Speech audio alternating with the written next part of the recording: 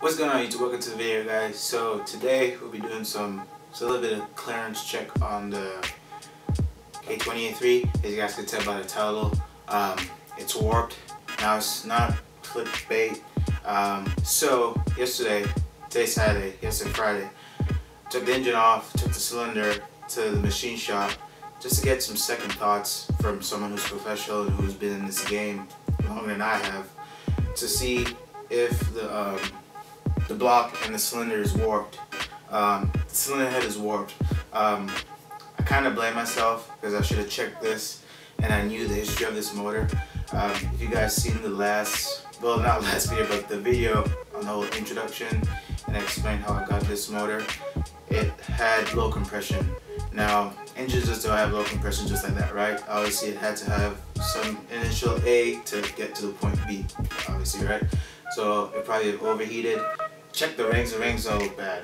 So, and the block wasn't scorched or anything, so it wasn't a terrible overheating situation, but the coolant was very milky. So it had a blown head gasket and it probably overheated.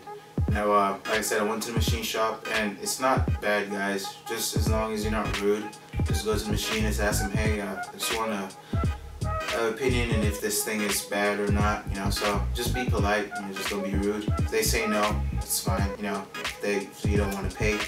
But the guy was nice enough to check it for free. I already checked it, but like I said, I wanted a second set of eyes, someone who's professional in this. So the problem is I should have checked this earlier. So this could save you thousands of dollars. I could have bolted this up in the car, put everything back together, and realizing that I have overheating situations. So I mean, there's a number of reasons why engine overheats. A lot of people say, well, head gasket. Well, there's a reason why your head gasket blows. You know, could be cooling issue, could be fan clutch, not kicking in early, low coolant. You know, as simple as that. And be sure we know aluminum, it expands. It's not like cast iron. So, for example, those old school big block or small block Chevys, 5.7, they're in a lot of trucks, versus to the LS1 and the LS6, you know, which is aluminum, you know. So it really pays to go light, you know. These aluminum engines nowadays, you know, and if the tolerance is off, it's done, you know. So there's not much leg room when it comes to overheating. So this is something you want to check. I could put it in the car and wonder why I'm blowing head gasket left, right, and center, and not knowing that everything is not true to itself. Most of the times, people don't believe that the block can get warped.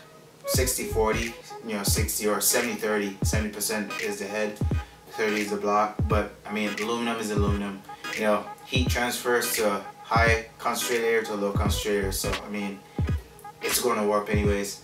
Now, it may not warp as bad as the head, but it can get warped. I read in a lot of forums where guys have bought brand new head, slapped the head gasket on, everything, and still had overheating, you know, and not checked the block. So this could really save you a lot of money.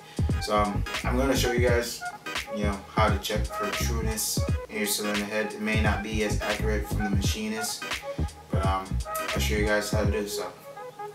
Now, like I said, there's lots of ways this could have got warped, even from just taking the head bolts out. You know, if you're gonna take one side out and forget the rest, you know, it's gonna distort the head, especially if it's a bit warm or hot, if you're crazy to disassemble your head. But yeah, if you take this all the way out and then take that all the way out, and then instead of doing like a quarter turn and a crisscross pattern, yeah, that could mess shit up.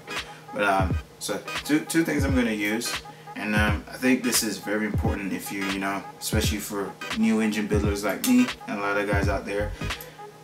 Ruler or something with a straight edge. Now I really trust a ruler because it's not really true edge. You know what I'm saying? The machinists, they have like a iron, or you could take some sort of flat edge and take it to machinists and have them test it for trueness. But the guy brought out like an iron, and they sell them at Sears or online, but like 70-80 bucks. It puts like a straight true edge on here, and just check it in different areas. Now you can eyeball it But another tool that I think, you know, a lot of engine builders should have, or just a lot of DIY guys, is a feeler gauge. Now, I mean, if a lot of guys are against this, especially if you're building engines for long and you say you don't need this, it's a waste of time. I respect that. But for someone new, it's good to have these tools. So what I'm going to do is I'm going to check the head in different angles. So here,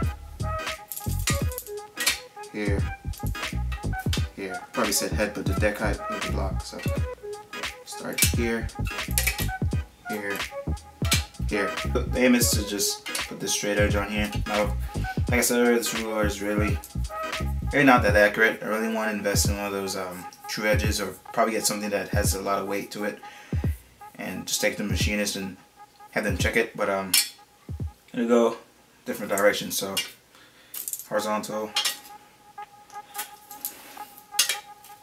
just like a crisscross pattern. You know what I'm saying? Just to cover every area as I can, as much as possible. So I'm gonna start out with my 3000s. Try to apply even pressure on this. Hope you guys can see this good. Just try to really put the feeler gauge. You don't want to force it on there. The aim is to not have it tuck on, right? So you guys can see it's not going under. Try a different angle now.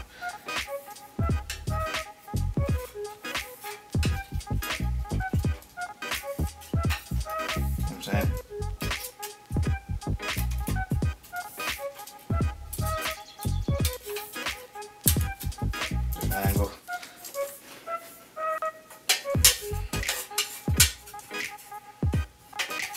This rule's really long. But you guys get the point. I just know you don't want it to tuck under, because if it does this, if it goes under, it tells you how much tolerance you're out. Alright guys, so I just decided to move on to the head. I don't want to make this video too long and boring, and it already probably is. So thank you guys for really making this far.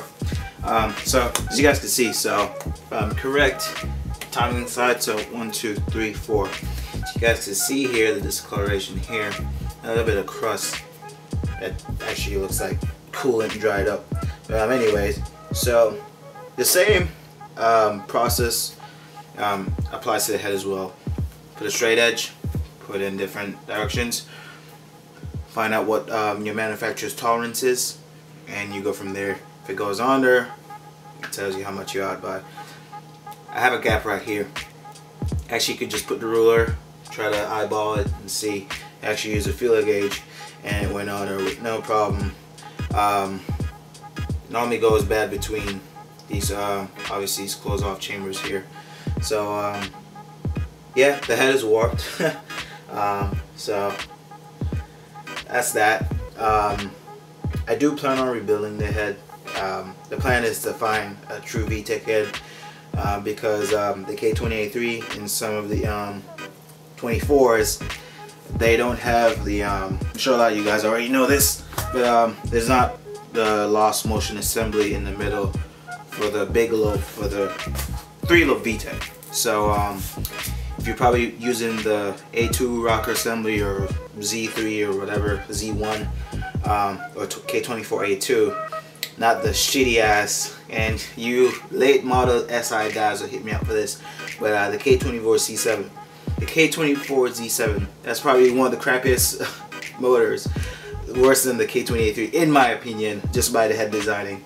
But the K24Z7 and the rest of these, well, the K24Z7 has VTEC on one side, but anyways, they'll have the big lobe, the lost motion assembly in the middle.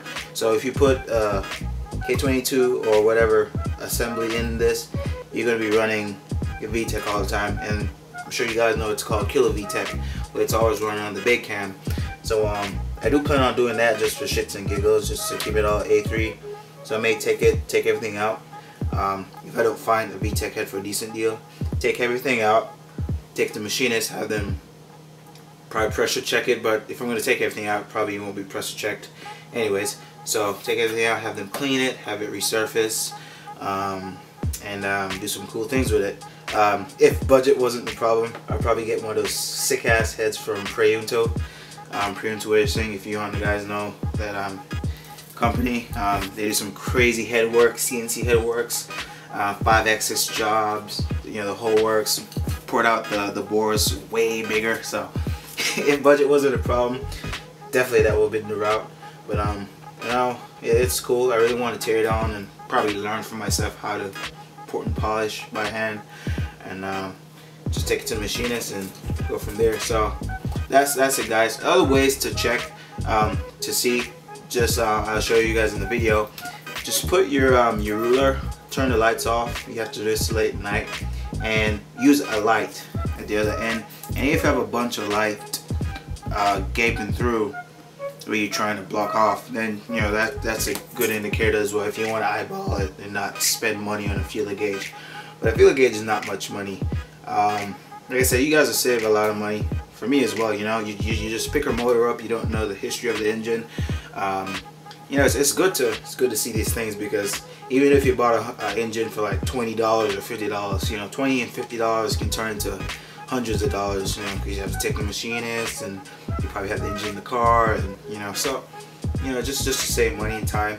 I know a lot of guys will say this is a waste of time, but you know, I do respect your opinion, but it is what it is. So I wish I checked this earlier, but again, it's already done.